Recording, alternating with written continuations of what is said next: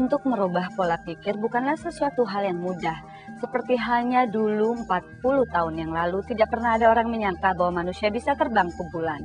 Atau 15 tahun yang lalu, orang tidak pernah bisa memperkirakan bahwa setiap manusia bisa membawa telepon genggam di sakunya masing-masing. Nah, begitu juga dengan prakarsa inovatif yang berusaha untuk merubah pola pikir, di mana prakarsa inovatif bekerja keras untuk merubah bahan baku kertas untuk dijadikan kursi, yang mungkin suatu saat nanti bahan baku itu bisa dijadikan pilihan utama untuk bahan baku mebel. Hutan Indonesia memiliki beberapa peran penting bagi negara. Salah satunya adalah sebagai sumber wisata alam. Hutan juga berperan sebagai latar belakang budaya, seperti yang terlihat dalam buku-buku, cerita, maupun drama.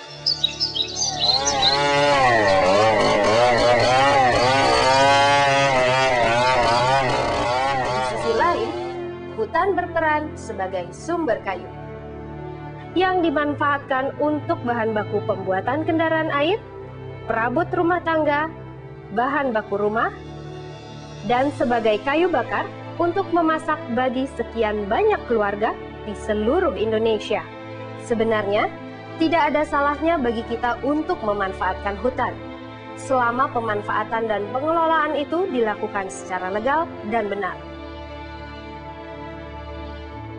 Untuk menyelidiki ide dalam pemanfaatan kayu yang inovatif, dengan menumpang sebuah pesawat kecil, tim prakarsa inovatif menuju Pulau Laut dan mengunjungi sebuah perusahaan kehutanan yang sejak tahun 1970 mengelola sumber kayu berkelanjutan.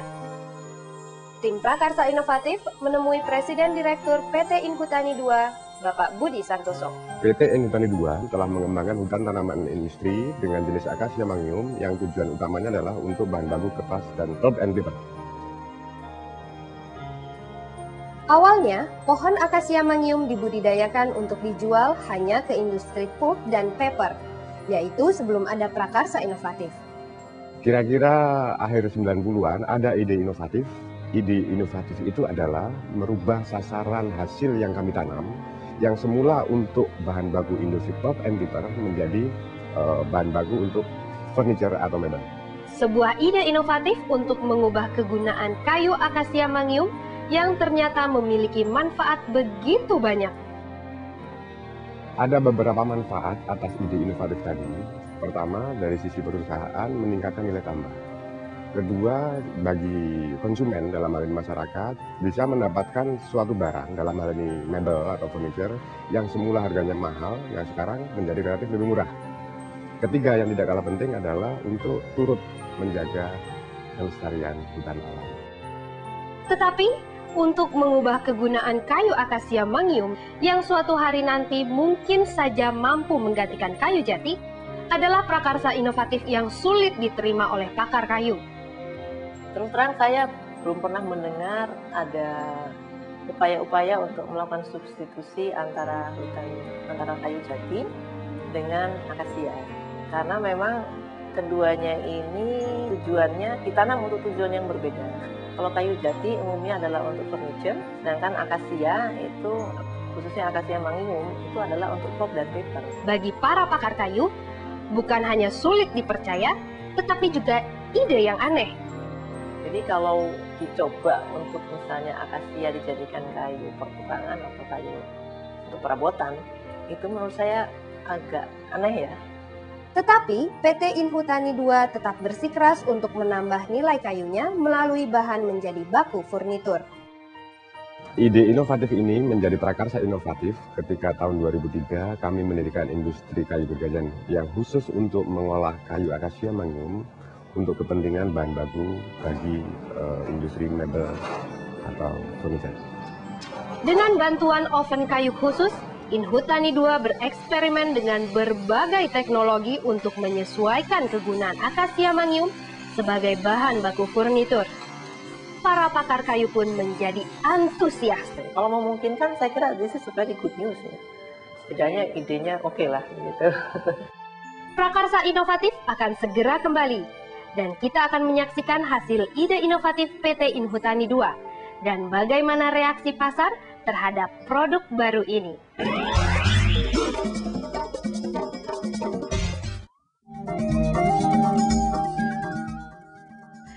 Program Inhutani 2 yang merubah bagaimana pohon akasia yang biasanya hanya digunakan untuk bahan baku kertas, lalu dirubah menjadi bahan baku mebel adalah prakarsa inovatif yang sederhana tapi sangat menarik. Nah, kita akan lihat bagaimana reaksi pasar dan juga para pengusaha mebel. Komitmen PT Inhutani 2 pada ide inovatifnya mendorong perusahaan ini bereksperimen dengan berbagai teknologi untuk menyempurnakan kegunaan akasia mangium yang biasanya hanya dihancurkan untuk pulp dan kertas menjadi sumber bernilai untuk sektor furnitur. Tetapi, apakah prosesnya mudah? Proses perubahan orientasi yang tadinya untuk pulp and paper kepada furniture atau mebel itu memerlukan waktu yang tidak cepat. Pertama dari sisi teknologi yang sedang kita lakukan saat ini, yaitu melalui penggantian dengan ukuran yang pas. Ke depan kita juga harus meningkatkan nilai atau mutu tegakan yang dihasilkan melalui kegiatan pemuliaan pohon atau tree improvement. Proses yang terkait dengan peningkatan mutu pohon akasia mangium kebanyakan dilakukan di tempat pembibitan yang mampu memuat 3 juta biji. Itu diawali dari penggunaan benih yang selalu kita tingkatkan mutunya. Kalau mutu saat ini katakanlah mutunya F1, itu tahun berikutnya atau periode berikutnya itu harus menggunakan benih dari F2. Sehingga dengan demikian semakin ke depan mutu dari tegakan yang kita akan gunakan untuk furniture atau mebel ini semakin baik. Selama beberapa tahun, PT Inhutani 2 menyempurnakan sistem pengelolaan perkebunannya hingga mencapai target yang diinginkannya. Dan sejak tahun 2005 itu pula kami memulai untuk program sertifikasi atas jenis akasia mangium yang kami produksi itu. Sertifikasi ini membuka peluang untuk mengekspor hasil ke luar negeri. Kita bisa menyaksikan mebel atau furniture yang berasal, yang bahan bakunya berasal dari akasia mangium sudah diekspor ke mancanegara dengan penampilan atau kualitas yang tidak kalah dibandingkan dengan furniture yang berasal dari hutan alam yang selama ini kita gunakan. Ribuan kilometer dari perkebunan PT Inhutani 2 Prakarsa Inovatif bertemu dengan pemilik sebuah pabrik furnitur di Yogyakarta. Walaupun pabrik-pabrik furnitur ini sukses dengan menggunakan kayu tradisional, pemiliknya juga berpikir tentang masa depan.